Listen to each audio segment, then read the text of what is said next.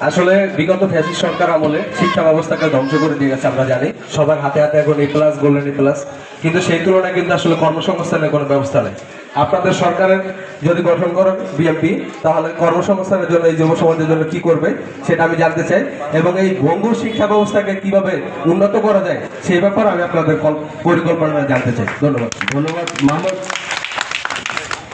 একটু আগে আমি বলেছিলাম, বসেন,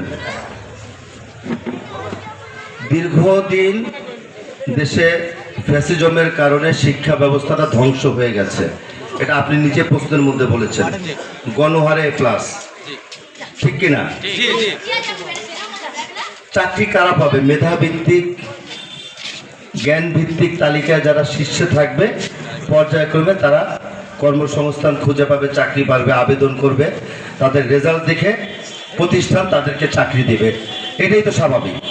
কিন্তু দেখা গেছে আমি পরীক্ষা দিয়ে ফার্স্ট হলাম, আমি চাকরি পাচ্ছি না, যে কোনো সিরিয়ালে নাই, সে তার মতো ঘুষ দিয়ে বিভিন্ন কৌশল করে, কায়দা কানুন করে সে চাকরি নিয়েছে। এই কারণে আমাদের লিফলেট 31 দফার 24 দফায় উল্লেখ আছে, মেধাভিত্তিক জ্ঞানের মাধ্যমে আমরা আগামী দিনে তাদের কর্মসংস্থানের ব্যবস্থা করব। ঠিক আছে? আমি আপনার আরেকটা কথা বলি। আমার একমাত্র ছেলে, সে গত 7 বছর আগে বাংলাদেশ বিমান ইন্টারভিউ দিয়েছিল। পাইলট নেয় না, পাইলটের ইন্টারভিউ 26 জন পরীক্ষা দিয়েছিল।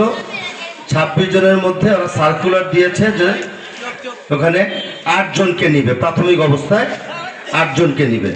আমার ছেলে 4 নম্বরে ছিল ইন্টারভিউতে, কিন্তু ভাইভাতে গিয়ে পাশ করেছে, বলেছে আপনাকে কল করা হবে, আপনার বাসায় চিঠি চলে যাবে। না, আমার ছেলে চাকরি হয় নাই। কি কারণে হয়নি?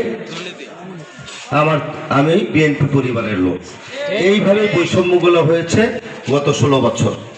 আমরা আশা করছি বাংলাদেশে আর কোনো বৈষম্য থাকবে না।